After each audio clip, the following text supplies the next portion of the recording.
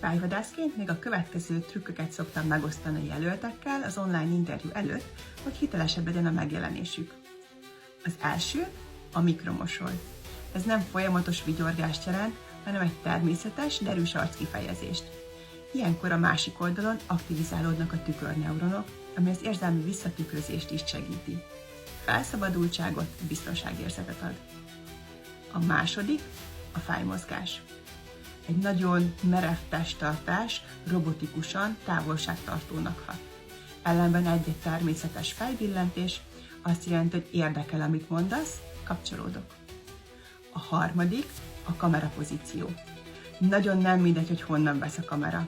Hogyha körülbelül szemmagasságban van a kamera, akkor az úgy hat, mintha egyenrangú lennél, hiteles. Ellenben, hogyha alulról vagy felülről vesz a kamera, az torzítja az észlelést. Ilyenkor könnyen tűnhetsz dominánsabbnak vagy alárendeltnek. Ha szeretnél még további trükköket kapni egy magabiztosabb, hitelesebb megjelenésért, kövess be!